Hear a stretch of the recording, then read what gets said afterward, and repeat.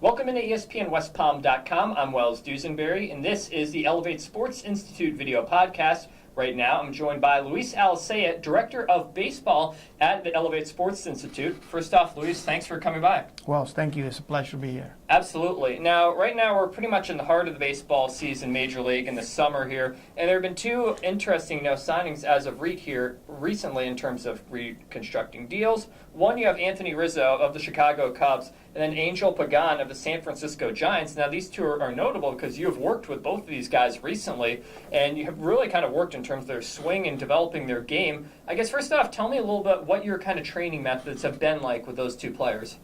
Well, with those two guys, a lot of talent. Both of them have a lot of talent.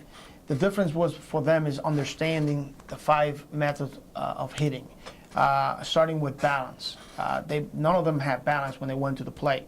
So it was important for them to understand how balance was important for them to be successful. Then on top of that, then we need to talk about staying square. Staying square, what I mean staying square is when you're looking at a home plate and you see two batters boxes. There's two lines, so you have to stand. Your body and your hips, your knees have to be parallel with those lines in order to have increase your plate coverage. What happens was one of them, Rizzo was really not tight in his stances, so he was lunging forward too early, and he was very inconsistent. Pagan was really wide open, so he was opening his hips. So from there, we went. Step one was creating the balance. Step two was making sure they stay square to the plate. The third one was creating rhythm. You have to create rhythm. Rhythm creates separation. Separation is going to allow you to see the pitch a lot longer and recognize the pitches a lot earlier. So in other words, at the major league level, you're going to have guys throwing borderline pitches that if you don't have early separation, you're going to swing at it. And obviously the last step is the weight transfers. That means swinging through the baseball. So once you create that pattern of 5 different steps, now the player is going to become more selective, more aggressive, because you're thinking about hit, and take when it's a ball, rather than swing at anything you can hit. So that was the biggest step. And I think you'll see a lot of players still at the major league level that they're good hitters, but when they struggle, they don't know how to come out of these problems. So this system will teach you when you're struggling how to get out of the system, and hopefully you stay consistent enough and understand when you're doing it right and when you're doing it wrong.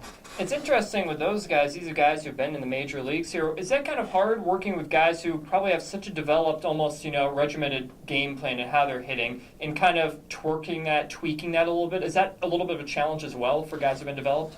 Guys in the big leagues make adjustments every day. I mean, it's a game of adjustments. I've learned this. I played 6-7 years in the major leagues before I became in touch with the hitting instructor for the Rangers, and he had great success. Now, it took me a month in spring training to really learn this, because you've done it wrong, or you've done it your way so many times that's the only way you think is right. But once you understand what he's trying to teach you, then your game takes off from there. My better years were later in my career because I understood the system. And I think as a major league football player today, I watch guys on television and I'm still able to say, oh, this guy does this, he'll become a better hitter. There's a lot of talent out there. There's a lot of great talented hitters, great ball players. The problem is when they struggle, how are they going to come out of it? Because they're still searching. They want to have the magical pill. They want to have that magical word to say, I'm a great hitter. I'm going to find it. And it's just in the system. Do you find most guys are receptive to new techniques? Do you have some guys who are so set and saying, it's just a slump, I'll get out of it? Are most guys receptive towards, Younger players will do that, because younger players are afraid to make changes, because even though they're failing, they're comfortable failing. So the biggest challenge for a younger player is to understand, hey, it might feel right, it might feel good, but I'm not getting results. Now, how am I going to become consistent? The key word in this thing is being consistent. I think everybody knows how difficult hitting is. You're successful 30% of the time. So that 30%, you means you're going to fail 70% of the time. But going to the play understanding that at least you got a chance of hitting every pitch he throws, or at least 90% of the pitches you're going to face. It's obviously a very interesting debate in terms of Major League Baseball players. Now, speaking a little bit about the ELEV8 Sports Institute where you work right now, obviously a ton of stuff going on there, as always, at ELEV8. And one of the big things you've got coming up here, the Developmental Academy. So why don't you just take me a little bit through here, what's going to be going on in terms of that? I'm excited about that program because that program starts starts September 15th, goes through December 15th, and then in the spring will be from January 15th all the way through May 15th. I'm excited about that program because that program, we want to teach a young player how to become a better player throughout his career, how to be better by not only on Mondays and Wednesdays, it's going to be team fundamental stuff for the first hour, and the second hour, we're going to give him a piece that a lot of players get at the older time of their career, which is the performance piece. That piece is going to have Bigger, Faster, Stronger by XPE Sports, which is a great program. We're going to teach them how to run properly, how to be more explosive, coordination, and all that other stuff. Now, on Tuesdays and Thursdays, that's the program that I use with a lot of my athletes. The first hour is going to be all defense. The other half is going to be offense. All structure, all fundamentals, a lot of drills. So the kids are going to get a chance to really home in on their fundamentals from the younger age, so they'll become better players than later on. Now, of course, otherwise you got a lot of other things going on. You have spring training, you're going to have coming up on there. Tell me a little about what that means here at the Sports That's Institute. That's the program we started last year, and it went well. We get teams from up north, and we basically, instead of just coming down, they really haven't played a lot because of snow. It's cold out there, so that's basically the first time they're outside. We want to get those teams down early and really go through a workout for that week, like spring training week. So we call it spring training. Some of the teams do it in the spring, right before they start the season. Some of them come like Easter week or something like that. And we have that program also for teams in South America coming in like in December. That's a good program because it's totally different. They get a lot of work done. They get all of their fundamentals taken care of in an hour, 2 hour limit where they used to do it in 4 or 5 hours. And it's really hard to be on the field for that long. So if you teach them how to do it right, how to do it like a professional team does it, it gets a lot of work done. Absolutely, and obviously a great thing coming up there. And of course, we talk about you got the developmental academy, spring training. Not the only things you got going on there, you also got a ton of tournaments going on as well. Tournaments are good. I mean, it gives us a chance to expose our players more. Gives them opportunities to play against a different competition, and as well for us to see the chance to see another player from other teams. We have tournaments in this October, November, and December, and as well as January and February next year. We also have a college showcase coming up in November 9th, the week of November 9th, and that's good because our job in our academy is to make sure those kids get to the next level. So we'll invite a lot of D1, D2 schools to see our players and players around the area.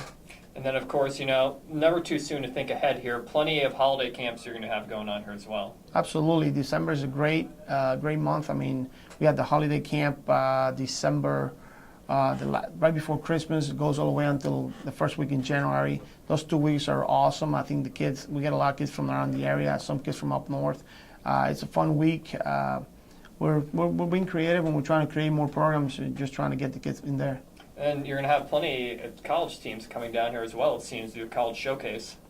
Well, that's the intention. I think in October we're having a tournament for college showcase teams. We're doing it in Fenway in Sergio, and the newest location we just got, I think in Lantana Field, we'll be able to run more tournaments out there. So it's going to be a busy year for us.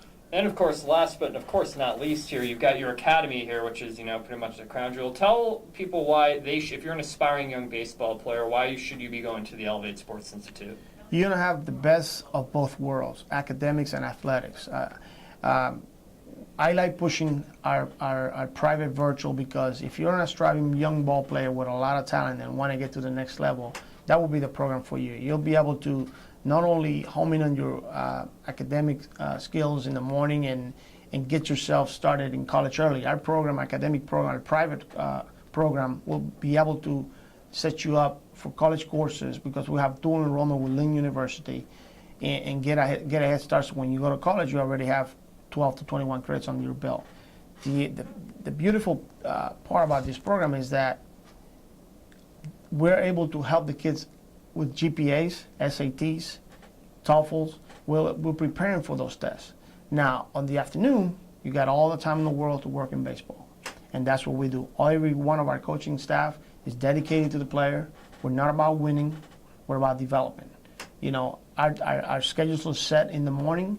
Our lineups are set, so every player gets a chance to play.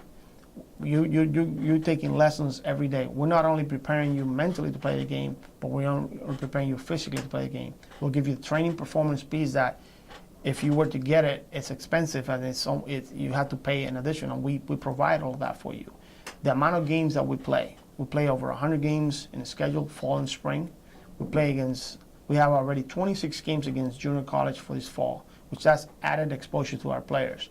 2 years ago, it was hard. We had to call them. Now they're calling us, giving us games. That's because of the competition level is there. And it's great for us because it's easy to send the players to the next level. 21 seniors last year, 21 seniors going to college. That's our trophy. And that's what we like about that program.